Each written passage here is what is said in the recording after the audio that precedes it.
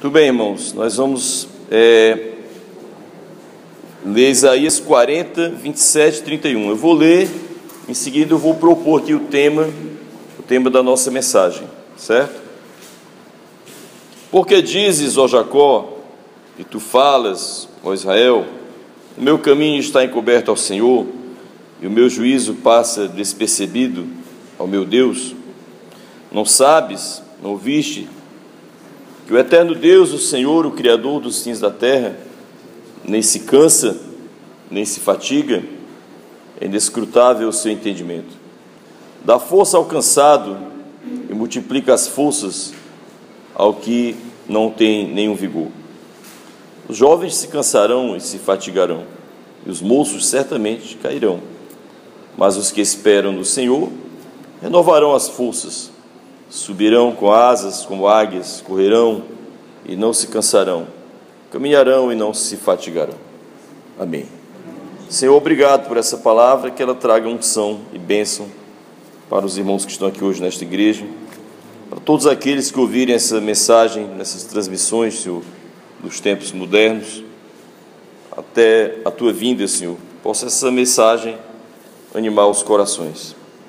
Em nome do Pai, do Filho e do Espírito Santo. Amém.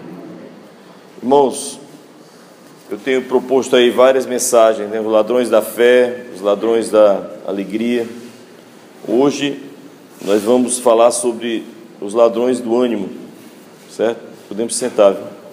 Os ladrões do ânimo, quais são, né? Segundo as Escrituras, é possível detectar, né, nas Escrituras o que é que tira o ânimo de uma pessoa, né?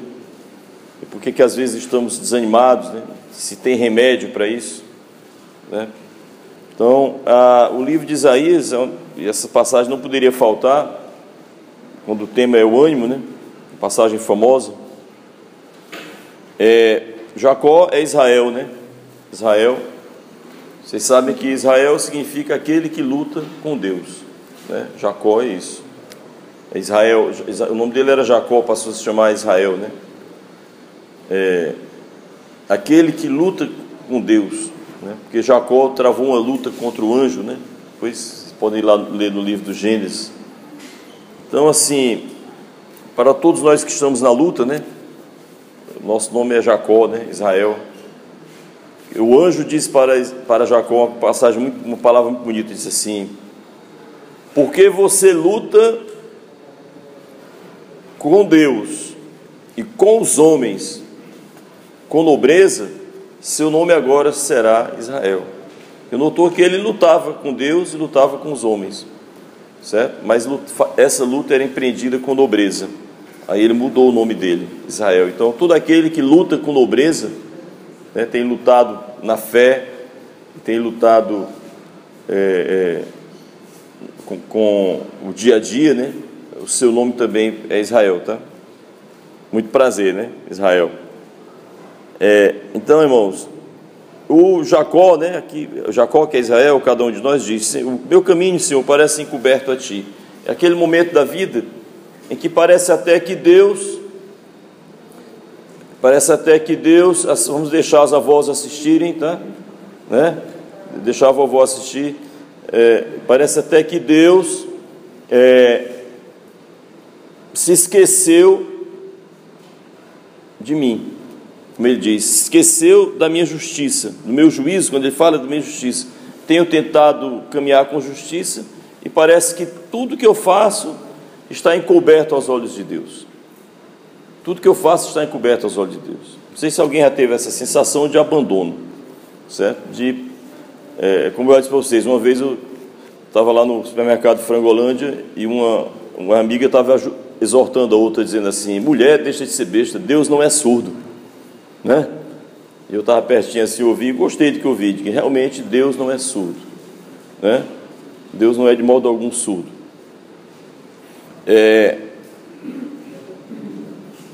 Então, irmãos, está encoberto o meu caminho,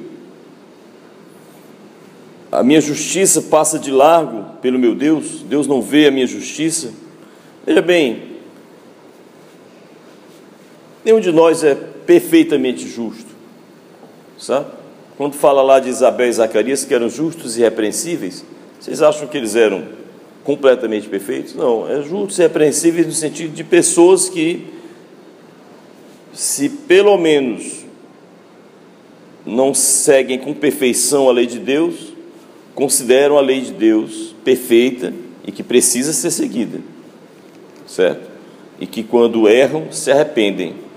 Então, o homem perfeito é aquele que quando erra, sente uma dor. Esse homem é perfeito, certo? Falando da nossa condição humana atual. É que guardem isso, é importante para você se animar, viu? Certo? Quem é o homem perfeito? É que nunca erra, não.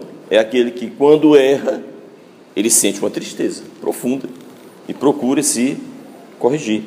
E sente o coração apartado. Davi, quando errou, cometeu um erro terrível. Eu estava contando a história para o meu filho Davi um dia desses.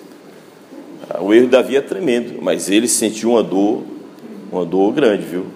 Sentiu uma grande dor, né? E buscou se reconciliar com Deus. Então, essa é a perfeição. Obviamente que Deus quer que você não ande em maus caminhos, isso é verdade. Isso é o melhor da perfeição, é isso, é não errar, certo? Mas, errando, reconhecendo o que é certo e o que é errado, Deus tem esperança em você, não é não? É igual quando uma pessoa, num relacionamento, a pessoa é capaz de pedir desculpas. Não renova a esperança? Não é não? Por exemplo, a pessoa comete um erro no relacionamento, aí chega para o outro e diz assim, olha, você vai me perdoar, eu errei. Então isso aí renova a esperança na pessoa. É para renovar, certo? E tem gente que é tão ruim que nem perdão sabe receber, né? Então é para renovar a esperança. Ó, tudo bem, vamos começar, vamos... né? Dizia lá o Mandela, aquele da África, né? Nelson Mandela, né? Como é o nome dele, hein? Não, o nome original dele. Tem um nome lá, o nome dele em africano mesmo, né? O Enezeiro aqui estava me dizendo, mas já esqueceu, viu? Tem um nome, depois me diga aí o nome do Mandela, viu? Sabe não, Gustavo? Nossa enciclopédia ali, cadê? A enciclopédia está fechada hoje? Ele dizia assim, perdão é uma linha que se traça no chão, daqui para frente e daqui para trás, certo? Então, perdão é uma linha que se traça no chão, onde se diz, olha, tracei essa linha e tem o daqui para frente e o daqui para trás, então é considerar o daqui para frente. Então essa é a perfeição, é um traço da perfeição humana, certo? Que é reconhecer os erros, reconhecer seus erros e ter temor pela lei de Deus, tá? Creio no perdão dos pecados, não é isso? Muito bem, irmãos. Porque tem gente que está se achando miserável até demais, certo? Não é como Cristo ensinou. Cristo ensinou que a gente deve reconhecer os pecados, perdoar os pecados, buscar reconciliação, mas nunca esquecer o amor que Deus tem por nós. É importante, né? Deus nos ama. Então, aqui o queixume aqui, de Jacó, né? Meu caminho parece encoberto a Deus, a minha justiça passa ao largo, né? Deus não vê minha justiça. Aí ele responde, né? O profeta responde, não sabes, não ouviste, que o eterno Deus, o Senhor, o Criador dos confins da terra, nem se cansa, nem se fatiga, não há esquadrinhação do seu entendimento, ou seja, não esqueça, que Deus é eterno, Deus criou todas as coisas, não se cansa, certo? Inclusive não se cansa de nós, né? Que ela poderia ter se cansado de nós, né? Não se cansa de nós. O entendimento dele não pode ser sondado, é insondável Deus, né? E a Bíblia gosta muito de exaltar Deus como o Criador de todas as coisas. Ontem eu fui lá para a beira-mar, né? Fim de tarde, com a minha equipe aqui. Eu estava lá, a gente se atrasou, não viu o pôr do sol, né? Aconteceu isso com você, de querer ver o pôr do sol, chegar lá o sol raspou, né? Porque o sol não espera, né? Cheguei lá, aí eu, para enrolar meu pessoal, né? Eu disse assim, não, pessoal, Tudo de Deus é bonito. O pôr do sol é bonito. 3 da tarde tem sua beleza. Cristo morreu 3 da tarde, né? Quem disser que 3 da tarde é feio, está errado, né? Eu digo, essa hora aqui, o pessoal chamava, vocês não são desse tempo, né? Lusco-fusco. Lusco-fusco, gente, é aquela hora que o sol já se pôs. Está só aqueles... chama-se lusco-fusco. Em inglês, twilight time, né? Lusco-fusco. Aí eu digo assim, e essa hora é bonita, veja só, né? Já está começando a escurecer. Eu digo, tudo que Deus fez é bonito e é de ser admirado. Aí o irmão Gabriel disse assim, nem todo, para contrariar, né? Aí nessa hora eu olhei para o Davi e digo assim, sempre tem um opositor de plantão, né? Aí ele disse assim, tem uns peixes horríveis que Deus criou, que moram a 10 mil metros de profundidade. Eu digo assim, está aí a resposta na tua boca. Deus botou a 10 mil metros, porque o bicho é feio demais. Então Deus fez, mas aproveitou também e escondeu, que não é para ser. Esse aqui eu fiz, mas ninguém vai ver, ó. Respondi bem? Vergonhoso, cidadão, viu? Então, Madiba, lembrou ou pesquisou? Celular aí, graças a Deus, né? O nome do Mandela era Madiba, o nome do Mandela, né? Mandiba ou Madiba? Madiba, né? Muito bem, irmãos. Então, deixando aí as enrolações de lado, viu?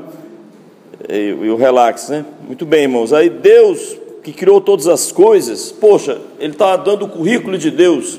Então Deus não dará vigor ao cansado, né? Não multiplicará as forças do que está sem vigor. Essa é uma promessa de Deus, que está no versículo 29.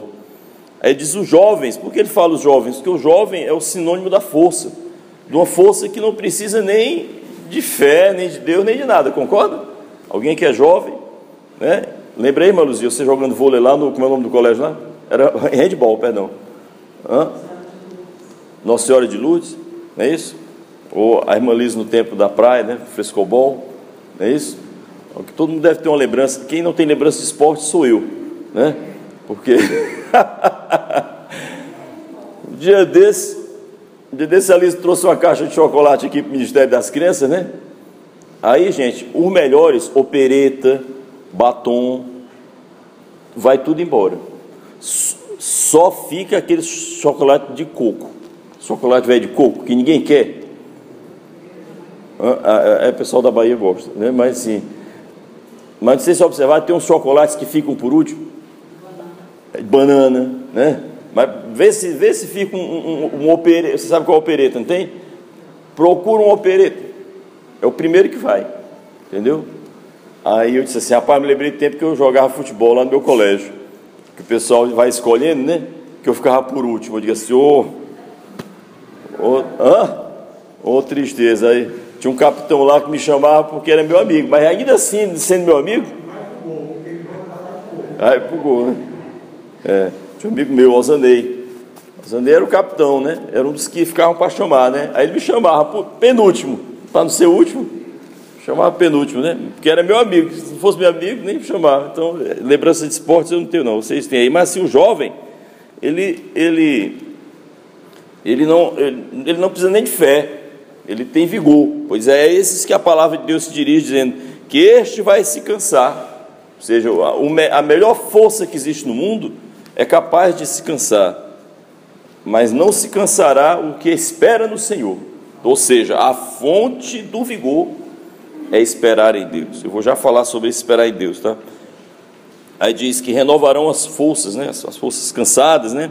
Subirão com asas, correrão, não se cansarão, caminharão e não se fatigarão. É a promessa de que quem espera no Senhor tem um vigor sobrenatural, que não está ligado ao corpo, certo? Ele pode estar até doente, e ainda assim será vigoroso, mesmo doente, certo? Observem Cristo, né, na cruz. Ele está maltratado, perfurado, né, açoitado, sangrando, e vejam a força que ele tem ainda. É incrível a força de Cristo na cruz. Carregando a cruz, ele ensina para as mulheres, né? Quando ela dizendo elas que tenham cuidado, porque se sobre ele veio aquilo, quanto mais virá sobre os ímpios, né? Ele conversa com o ladrão, promete o céu a um crucificado ao lado, perdoa os pecados, entrega a sua mãe a João. É muita força, certo? Ele está muito consciente ainda, e está adoentado, que eu digo assim, está enfermo na cruz, né? Mas ainda tem forças, porque a presença do Espírito Santo é a origem dessas forças. Então, irmãos, eu mapeei aqui, quero ser bem breve, os ladrões do ânimo, que sempre, desde que o homem caiu, sempre tem uma quadrilha aí do mal atrás de tirar o que é nosso. Tudo em nós que é precioso, o pessoal quer levar. Aliás, tudo nosso que é precioso, sempre tem alguém de olho, né? Tá certo? Você casa, tem alguém de olho na sua mulher. Você compra um celular, tem alguém de olho no celular. Você tem um emprego, tem 10 de olho no seu emprego, certo? Sempre tem um olhão em cima do que é bom, né? Então, um do ladrão do ânimo, obviamente, é a vida de oração frouxa, porque este é esperar em Deus, nós vamos entender aqui como vida de oração, certo? Vida de oração, os que esperam no Senhor. Então, quem ora está esperando no Senhor. Quem não ora mais está esperando em quem, meu Deus? Em si mesmo, na empresa, nos negócios, no mundo. Quem dá prioridade à oração está dizendo para Deus: eu espero em Ti, certo? Romanos 12:11 diz que não sejais vagarosos no zelo, ou seja, no zelo espiritual, certo? Romanos 12:11, aqui ó, não sejais vagarosos no zelo, sede fervorosos no Espírito, sede fervorosos no Espírito. Então,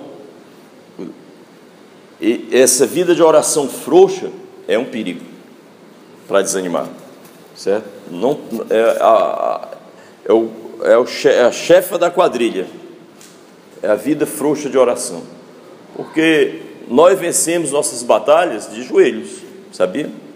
É de joelhos que se vence. Quantas coisas eu não já pedi para minha casa de joelhos, para que Deus me desse, Deus me deu, certo? Deus me surpreendeu.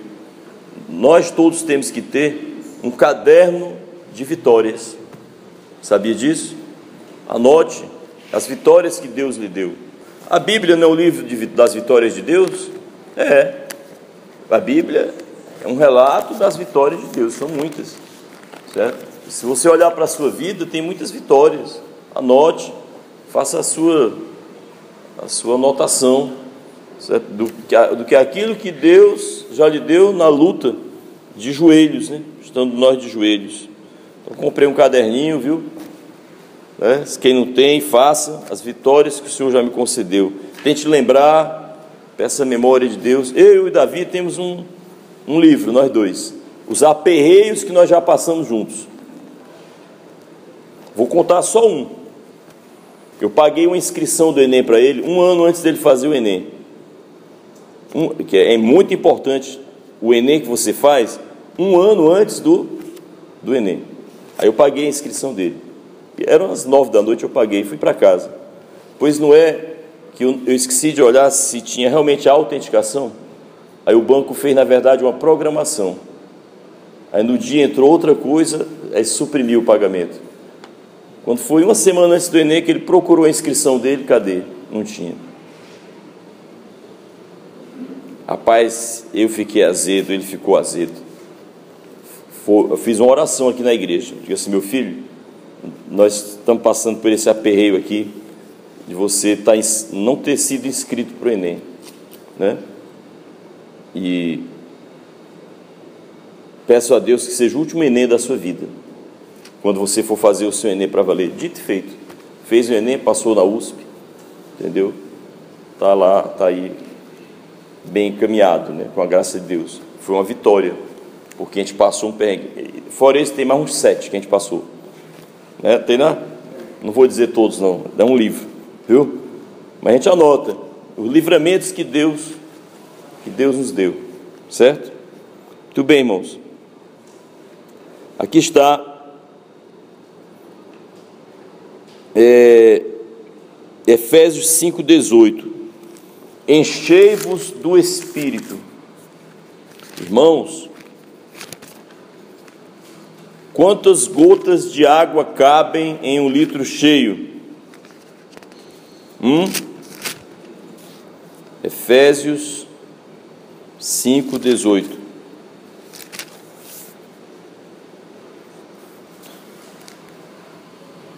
B, parte final do versículo. Enchei-vos do Espírito. A minha tese aqui é o seguinte, irmãos: se você está cheio do Espírito Santo, quem consegue entrar mais? Quando você, por exemplo, falando aqui aos jovens, se você está apaixonado por alguém, quantas paixões ainda cabem no seu coração? Todas vão merecer o que? O desprezo, não é não? Se você já está perdidamente apaixonado por alguém, aí aparece, né, as pretendentes, né, 4, 5, não é isso? Olhando aqui para os jovens, o que é que vão receber de você? O desprezo, certo? Um desprezo horrível, você vai desprezar, tá certo? Porque o seu coração já está cheio. Se você estiver cheio do Espírito Santo, vai entrar o desânimo? Não vai entrar desânimo. Então, a vida de oração, ela é uma arma contra o desânimo. E a oração frouxa é a ladra do desânimo, porque ela vai esvaziando o coração do Espírito Santo e vai abrindo espaço para caber outra coisa, tá certo? Então, o litro cheio não cabe nenhuma gota. Amém, irmãos? Então, vamos nos encher do Espírito, certo? Vamos nos encher do Espírito, porque estando cheios do Espírito Santo, não vai caber coisa ruim, não tem vaga. Qualquer coisa que vier receberá de nós o desprezo, porque já estamos cheios do Espírito Santo.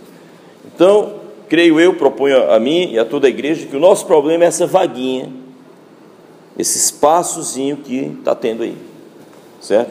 Tem 3 dedos, 4, né? Ou 5 abaixo, não sei como está a sua vida espiritual, né? Então, nesse litro aí, pode ser que tenha 2 dedos sobrando, 4, pode ser que tenha preenchido só 2 dedos, pode estar vazia, certo? Então, o pessoal diz que mente vazia, oficina do diabo. Imagine um coração vazio, vai ser um convite, né? Aberto para o desânimo, para os pensamentos vagos, né? Etc. Tudo aquilo que pode lhe prejudicar. Tá bom? Então, irmãos, é isso.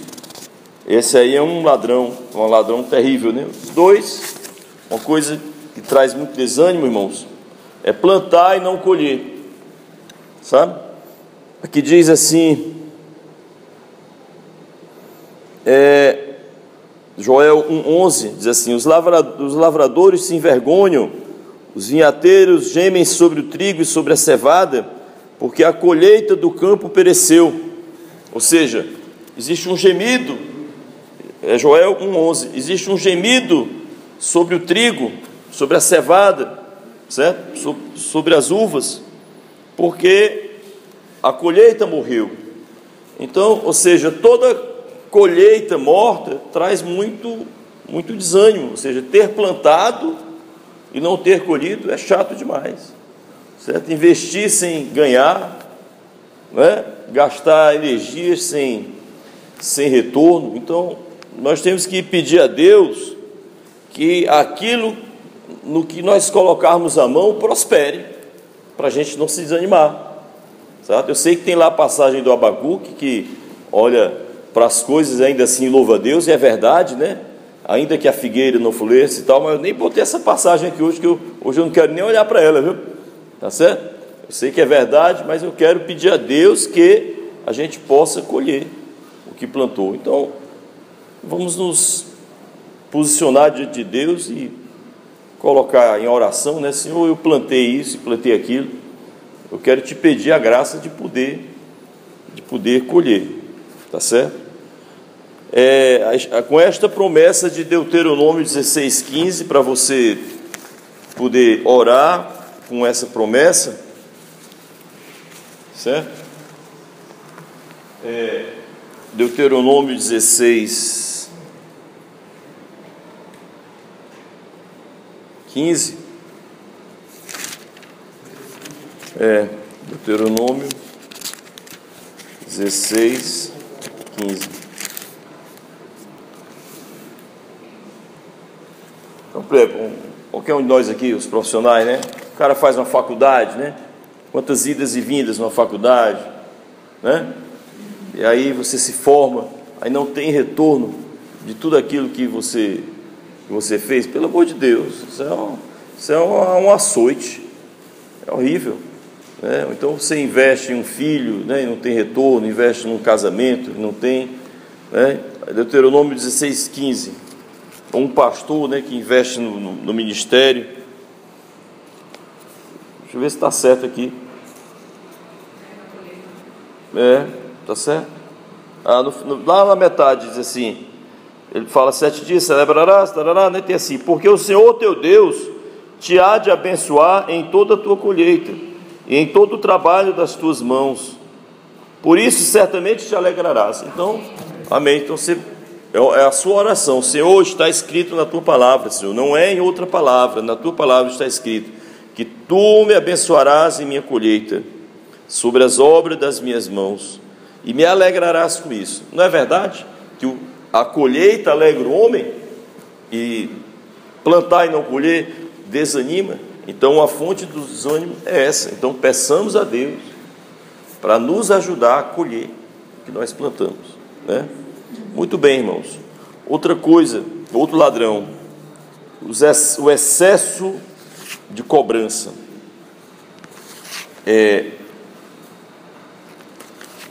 Tem uma passagem aqui,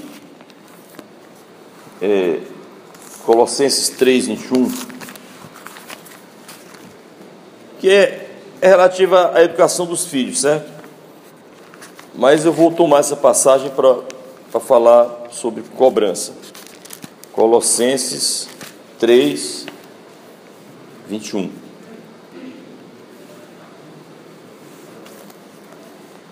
Ele diz assim, ó: vós, pais, não irriteis a vossos filhos, para que não percam o ânimo. Ou seja, uma cobrança excessiva sobre os filhos tira o ânimo dos filhos. Eu me lembro quando um dos meninos aqui estava fazendo prova para o concurso do colégio militar, não sei se foi na época do Davi, tinha um jovem que o cara estudava de manhã, de tarde, à noite fazia cursinho para o colégio militar. Aí os pais dele se vangloriavam de que quando o menino chegava em casa, ainda obrigavam o menino a fazer uma redação. Imagina aí, irmã Luzia, o menino passou o dia, que estudar é trabalhar, né? O cara passou o dia em colégio, de 7 da manhã até 10 da noite. Aí chegar em casa ainda fazia uma redação.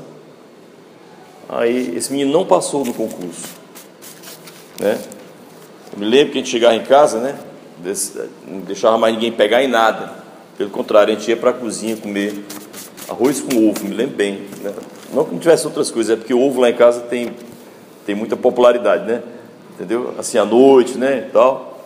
Tinha aquele arrozinho, né, com um ovo frito, né? Para descansar do dia, né? Descansar das lutas, né? Dormir com a barriga cheia, nada de colégio mais, nada de esquecer. Não, então, assim, a cobrança em excesso, diz a Escritura, desanima o filho. A desconfiança em excesso, a cobrança em excesso, o toque de caixa, bora, vai, é o desânimo. E também você, quando se cobra muito, você pode se desanimar, porque você não sabe nem a medida da sua capacidade, o que é que realmente você pode dar, tá certo? Cada um de nós dá um fruto. Inclusive, um dos mistérios da vida é você descobrir de que árvore você é. Porque, meus amigos, Você pode chicotear um pé de caju e cortar ele todinho, para ele dar uma manga, ele vai dar manga. Tem nem perigo de um cajueiro dar uma manga, porque ele já nasceu para dar caju. Então, eu tenho uma tese de que nós já temos um fruto para dar. Deus nos fez, nós temos uma constituição divina, um propósito divino, certo? E a gente tem que estudar as pessoas para saber o que é que elas vieram fazer, vieram dar no mundo, qual é o fruto dessa pessoa, e não exigir da pessoa o que ela não pode dar. A maior perda de tempo é exigir de uma pessoa um fruto que ela não pode. Isso dá muita briga em casa. Se exigir de uma pessoa uma natureza que ela não tem, fazer um gato latir, aí tente, viu? Né? Tente aí fazer um cachorro miar, boa sorte, né? Boa sorte todo dia lá, viu, Gustavo? Faça lá o treinamento, né? Será que consegue? Consegue não. Tem nem perigo fazer um cachorro miar, certo? Então, assim, às vezes a nossa cobrança excessiva sobre nós mesmos, querendo de nós um fruto que nós não podemos dar, querendo de um filho um fruto que ele não pode dar, certo? Isso aí pode nos cansar, fazer a gente perder o ânimo, querer tirar algo de onde não sai. Aí o que acontece? A gente perde tempo porque poderia estar tirando deste algo que este algo dá. Concorda? Entenderam o princípio? Então você fica querendo tirar de uma pessoa ou de você mesmo o que você não pode dar, e perde tempo porque você tem algo para dar, e a pessoa que você está cobrando também tem algo para dar. Peça sabedoria a Deus para descobrir qual é o fruto dessa pessoa, qual é o seu fruto. Então, esse excesso de cobrança, de expectativas de si e dos outros, pode nos cansar. Tem gente que casa esperando demais do casamento, vai desanimar, vai não? Vai desanimar, porque o casamento ele tem algo para dar, mas talvez ele não tenha o que você pensou que ele pudesse lhe dar, né? Às vezes você passa num concurso de emprego, numa expectativa, chega lá, é outra coisa. Mas, gente, como acontece isso, das coisas serem diferentes do que você pensou? Você reserva um hotel, né? Aí imagina uma coisa, né? Uma viagem, né? Não sei se o irmão Gustavo, que é o nosso mestre aqui, que entende, viu? Aconteceu, Gustavo, você imaginar uma coisa e chegar lá a ser outra? Mais ou menos, né? O Gustavo é cauteloso, não ia deixar isso aí acontecer, né, Gustavo? Mas assim, não sei se vocês estão entendendo o que eu estou querendo dizer. Você imagina algo, chega lá, é outra coisa. Então, meu Deus, certo? Então, certo? Agora me lembrei de Teresa de Lisieux, né? Ela dizia assim: eu tenho expectativa tão alta em relação ao céu, que se eu chegar lá e não for o que eu pensava, é que eu vou tentar disfarçar ao máximo, para não desagradar a Deus, porque a minha expectativa é grande, né? Muito bem, irmãos. Entenderam, né? Então vamos tirar isso da vida. Guardem essa palavra do Espírito Santo. Não é que a pessoa não tenha nada para oferecer. Todo mundo tem algo a oferecer. Você não pode querer tirar dela o que ela não tem para lhe dar, certo? Entendeu, irmã Fela? Pensei nos meninos, viu? Então, às vezes você está querendo tirar da pessoa o que ela não tem para dar, certo? Cada um tem e já vem pronto, viu, pessoal? Mas nós temos nosso levita aqui, irmão Davi, certo? Obviamente que fez aula de piano, etc. Mas você poderia investir em mim 10 anos de formação em piano e eu não saberia tocar bem. Tocaria, mas não tocaria com desenvoltura. Eu não tenho vocação para virtuose na música. Eu nem gasto dinheiro com isso. Jamais, nem gasto mais, nem penso em gastar. Certo? Porque eu sei que eu não vou dar esse fruto. Eu tenho outros frutos para dar. Vou perguntar a Deus e vou atrás desses frutos e vou me cobrar nessa direção, tá? É isso que eu quero dizer. Não é que você não vá se cobrar de nada, mas se cobre na direção dos seus frutos. Essa é uma sabedoria do Espírito Santo. Amém? Para você não se desanimar, querer extrair de um filho, quer que o filho seja uma coisa e Deus colocou outras coisas dentro dele, tá joia? A sobrecarga do trabalho, das preocupações, irmãos, ela traz desânimo também, e porque é o seguinte, Jesus ele ensina, Lucas 21:34, certo? Lucas 21:34, e eu gosto muito dessa passagem, porque Jesus abrange tantas coisas aqui, certo? Na sua sabedoria, né? Ele diz assim, ó: olhai por vós, para que os vossos corações não aconteça, aliás, que os vossos corações se carreguem de glutonarias e embriaguez das preocupações da vida, e que venha sobre vós de improviso aquele dia. Lucas 21:34.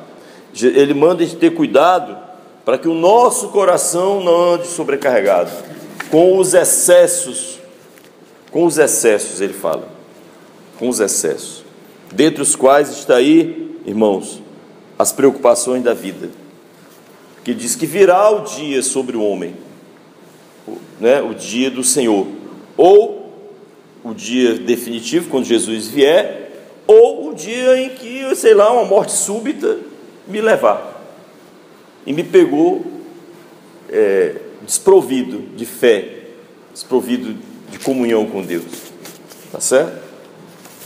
Olha, irmãos, se eu estou em um mar, morrendo afogado não, passando necessidade no mar, sofrendo ali, né? Mas eu estou agarrado com a corda do helicóptero, não é isso? Eu estou bem, não estou não? Certo? Mas se eu não estiver agarrado com essa corda e o helicóptero se distanciar, o que vai ser de mim? Eu não tenho asa para sair atrás da corda, certo? Então você tem que estar sempre agarrado, certo? Na sua salvação, apesar de todas as tribulações, mas seguro nas promessas que o Senhor tem sobre a vida eterna, sobre a restauração de todas as coisas. Isso é o mais importante. Todas as coisas do mundo passam, as preocupações que nós temos, o imóvel que é nosso hoje será dos filhos amanhã, depois será dos netos, depois será que você nem sabe de quem, certo? Tudo passa, né? Mas Deus restaurará todas as coisas. O maior investimento que pode haver é salvação pela fé, certo? Porque será a restauração das coisas. Eu já disse para vocês aqui, a salvação é que nem um pendrive. Se o computador pegar fogo, mas o pendrive tiver tudo salvo, Deus te dá um computador novo, aí você coloca o pendrive, aí aparece tudo. Que alegria, que alegria. Não sei se alguém já perdeu aí um computador para saber o que é uma tristeza, né? E recuperar todas as coisas, né?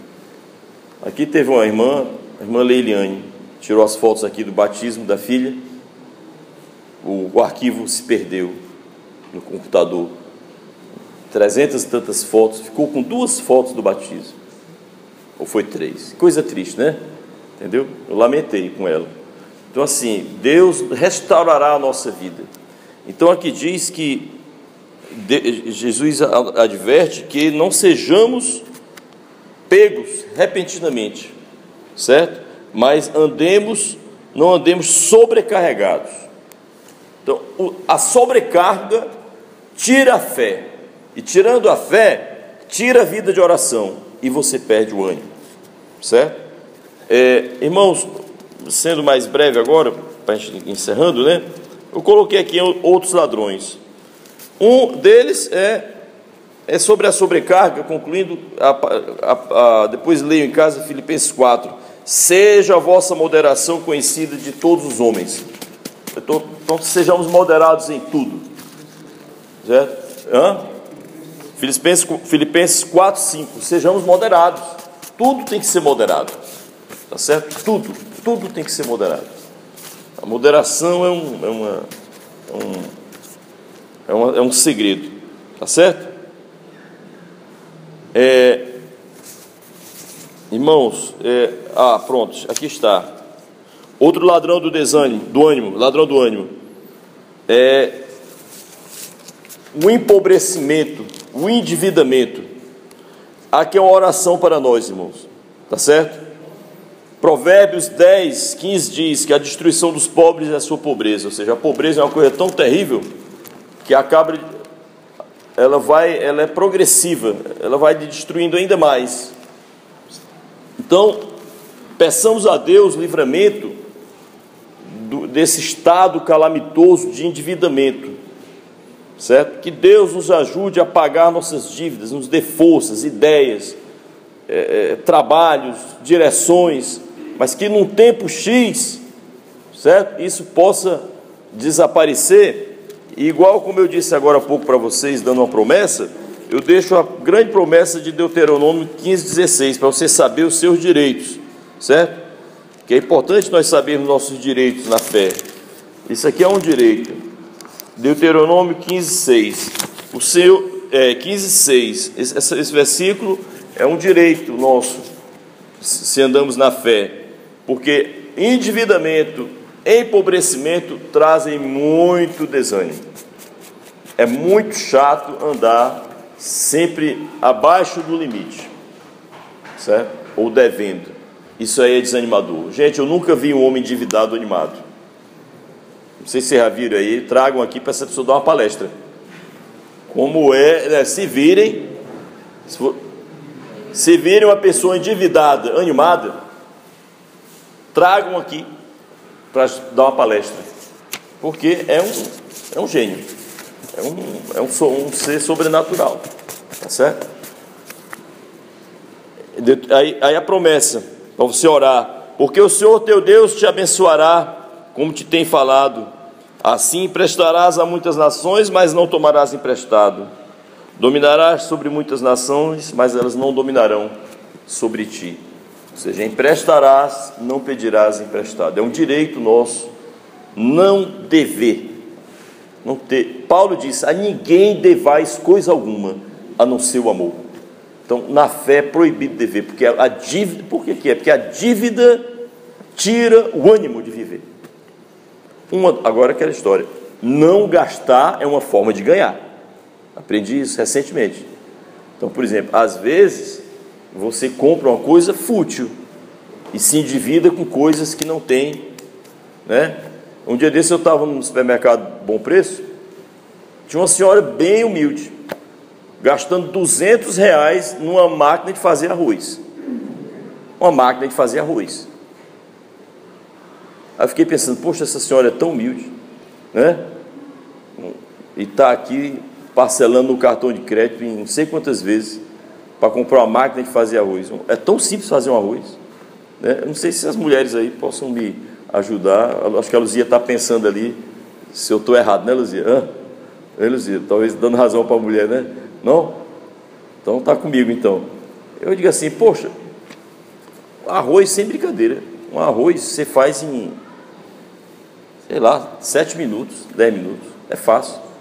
Aí eu digo assim: você inventa, o mercado ele vai inventando despesas para você fazer. Sempre estão querendo tirar algo de você, inventando novidades, coisas que não servem para nada. Eu caí numa recentemente. Uma vassoura que tem uns pelos assim embaixo, tal de vassoura mágica. Não é o mop, não, é a mágica. É uma vassoura que você passa no chão e ela puxa a sujeira. É, a velha feiticeira. Aí eu estava lá numa loja de negócio de utilitários, descartáveis e tal. Rapaz, a mulher me aplicou uma cantada sobre essa vassoura e eu...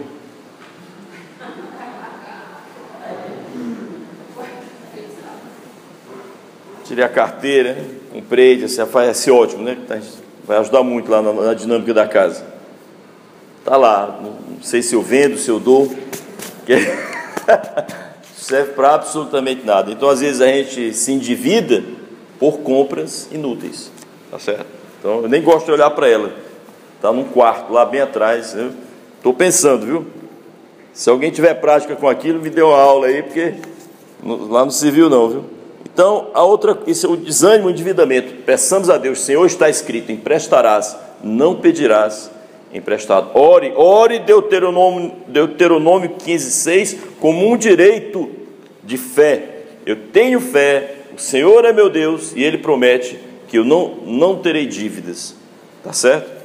Há alguns outros ladrões para encerrar. Um é a bagunça, quero ser bem breve, irmãos. O homem que fez o granito dessa igreja era impressionante. Ele trabalhava sozinho. Ele chegava aqui de manhã, irmão Rafael, numa motoca, aquela mobilete. Chegava com a maleta de equipamentos e um garrafão d'água. Quantos ajudantes vinham com ele? Nenhum. 0 ajudantes. Aí ele começava a fazer, né? Aí era incrível. Quando ele terminava uma parte do granito, ele varria, recolhia o lixo.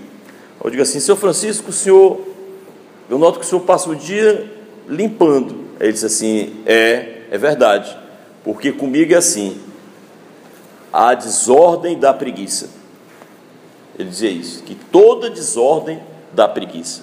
Então, a desordem dá desânimo, certo? Uma casa desarrumada é desanimador, papéis desarrumados é desanimador. Eu tenho batido muito isso na igreja, certo?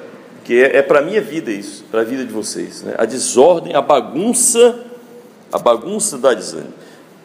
1 Samuel 25,6, para você, 1 Samuel 25,6, diz assim, gente, lembrando, né, pessoal, que nossa pregação, ela serve como estudo bíblico, né, sobre temas, até para tirar o atraso aí de quem leu a Bíblia essa semana, vem pagar os pecados aqui, viu? Tá certo? Quem não abriu a Bíblia essa semana, vem apanhar aqui, viu? Certo? 1 Samuel 25,6, diz assim, ó.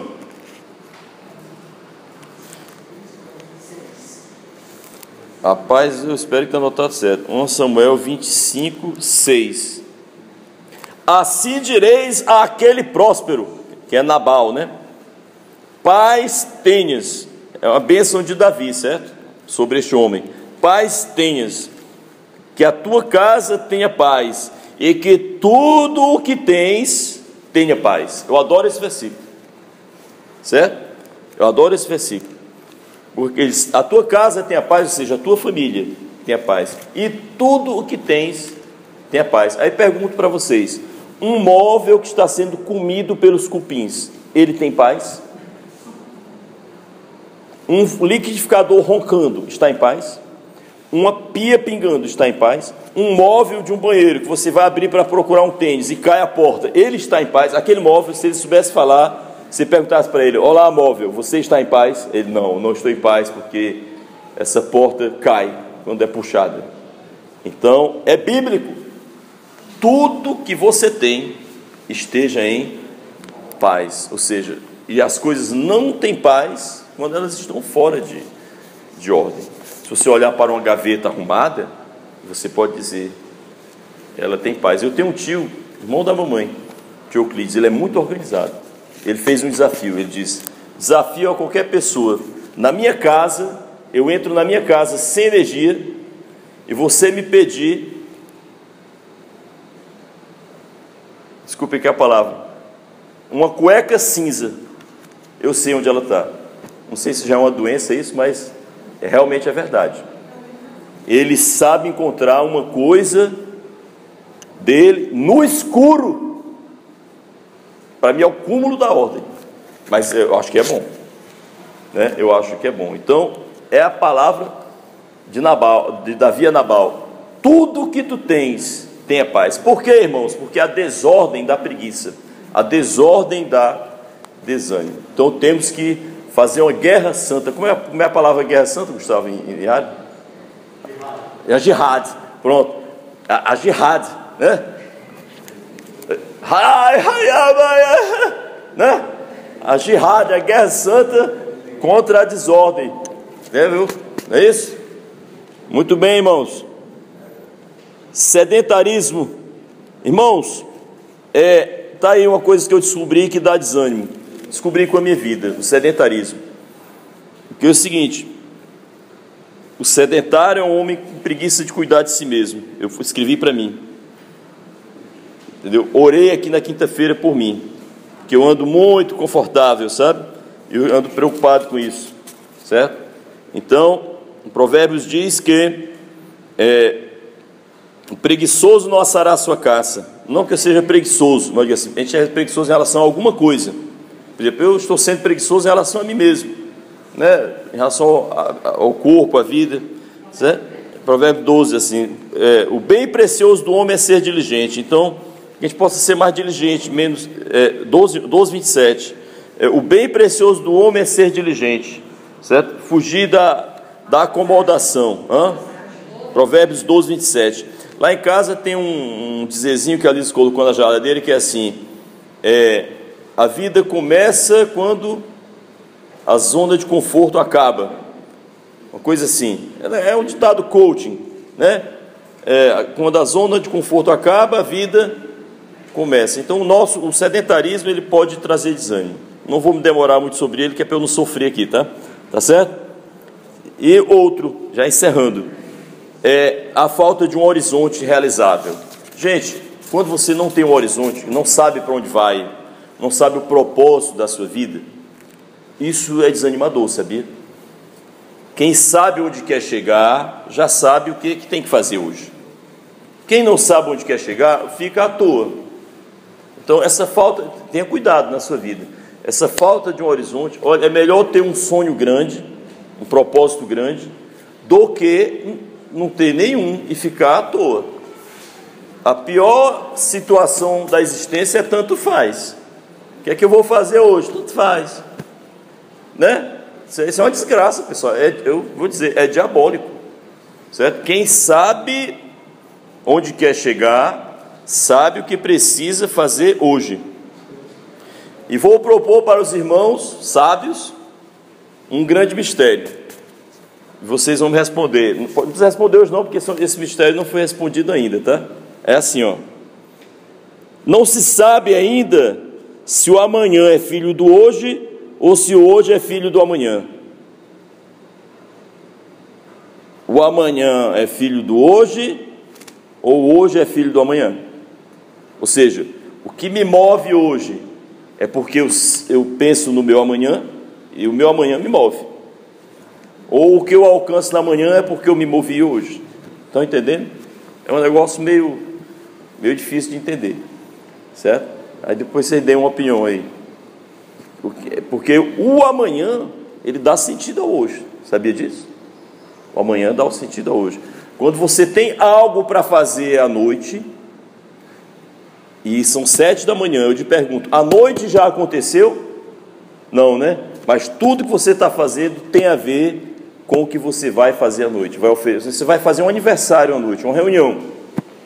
Essa reunião não aconteceu, mas tudo que você fizer durante o dia é em função dela. Então, isso aí é uma coisa a se pensar. Eu creio que, eu tenho a opinião de que o amanhã influi muito sobre o hoje, certo? E ele vai, e seu hoje, ele tem uma dependência do seu amanhã. Aliás, na Bíblia, tudo tem a ver com esperanças e promessas. De viver hoje esperando o que Deus nos prometeu. Ou seja, o amanhã que ainda não chegou governa o nosso dia de hoje. Tá certo? A esperança da vida eterna vai governando o dia de hoje. Certo, irmãos? Então, peça a Deus um horizonte saudável, realizável. Algo que possa dar um sentido melhor ao dia de hoje. Eu falei aí de 7 ladrões, né? Eu vou ler as promessas finais. Viu, irmãos? Vamos abrir aqui as promessas. Vou ler 2 promessas finais.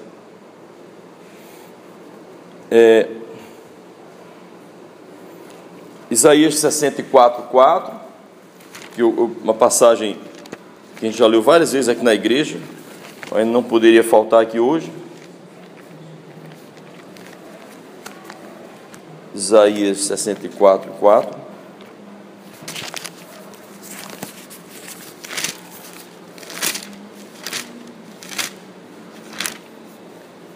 Isaías 64:4 diz assim: porque desde a antiguidade não se ouviu, nem com o ouvido se percebeu, nem com os olhos se viu um Deus além de ti, que trabalha para aquele que nele espera. Deus trabalha para quem está se enchendo do Espírito Santo, sem dar vagas para outras coisas, certo? Então, Deus trabalha para aquele que nele espera. Então, nós não estamos sós, podemos nos animar esperando em Deus, e Deus vai trabalhando com a gente. Deus não está na torcida, certo?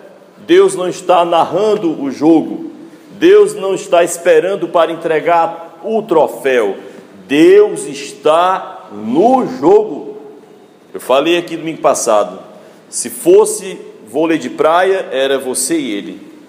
Tem hora que a bola vem para mim, mas tem hora que é dele. Tem hora que ele levanta e eu corto. Tem hora que eu levanto e ele diz, deixa comigo, aí dá o corte. Agora você imagina, irmão, quando Deus dá um corte numa bola, a chance que tem do inimigo recepcionar. O cara até sai, que é para não perder os braços, porque a pancada eu acho que é violenta, entendeu? Então, ele não está na torcida, ele está no jogo. É importante lembrar disso. O Senhor está contigo, Ele trabalha por aquele que nele espera. Agora, troque sua vida qualquer por uma vida de oração, uma vida de Espírito Santo, enchei-vos, porque na vida vazia ou pela metade,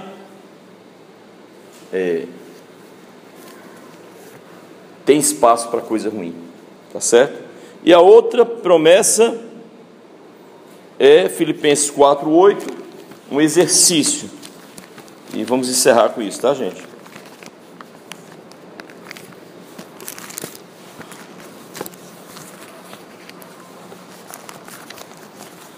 Vou contar aqui um bom pastoral, né, pessoal? Esse negócio da garrafa cheia, né? Falando aqui da garrafa cheia, né? Viu, irmão Marcelo? Diz que lá em Alter do Chão, né? Santarém, Pará, né? Diz que o padre gostava de beber, né? Mas estava numa cidade pequena e nem podia comprar bebida, né? Aí entrou um cara lá com uma garrafa do aguardente, né? Cheia, né? Bem cheia. Aí o padre disse assim, ô maravilha, né?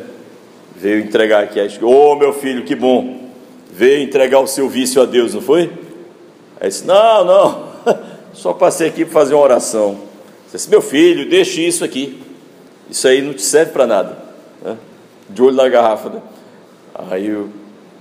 Aí o cara disse, não, eu nem posso, porque eu comprei em sociedade com meus amigos, eles pagaram a metade, eu paguei outra metade. Eles, deixe a sua metade, que o mundo se acabe e você se salve, deixe a sua metade.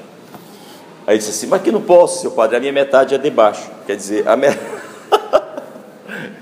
tinha que esvaziar para tirar a metade, né? Então, ou seja, a garrafa cheia é a solução, viu, pessoal? Então, assim, então, estando cheio do Espírito Santo, o que caberá? Né? Lembre disso que eu falei hoje, né? Como um coração apaixonado vai se apaixonar por outro alguém? Não dá, é o desprezo total, viu? Então, Filipenses 4:8, um grande exercício. Quanto ao mais, irmãos, tudo que é verdadeiro, tudo que é honesto, tudo que é justo, tudo que é puro, tudo que é amável, tudo que é de boa fama, se há alguma virtude, se há algum louvor, nisso pensai. Ou seja, a fonte do desânimo, muitas vezes, é o pensamento vagando em coisas que não são verdadeiras, em coisas que não são honestas, em coisas que não são justas, não são puras, amáveis, não têm boa fama, não são virtuosas. Ou seja, a santidade é animadora. Leve uma vida santa e você combate o desânimo também. Aí é uma ferramenta maravilhosa, um grande exercício. Para você que esteve de coração limpo aqui ouvindo essa palavra, né, sem estar contra, né, as coisas de Deus ou divagando em injustiças, né, porque às vezes a gente está aqui, mas está com a cabeça pensando em outras coisas, né? Para você que ouviu, o Senhor te abençoe e te ajude no ânimo. Todos nós precisamos de ânimo, e esses ladrões existem. Eu falei aqui de 7, mas tem mais, entendeu? Ladrão não falta. Então, Que o Senhor nos ajude. Amém, irmão? Ó Deus, obrigado por essa palavra, Deus. E sei que, tirando os excessos dela, Deus, que são da palavra do pregador, pode ter excessos, mas o núcleo dessa palavra, o coração dessa palavra, Senhor, possa ajudar os que cuidaram de ouvi-la, Senhor. Do Pai, do Filho e do Espírito Santo. Amém.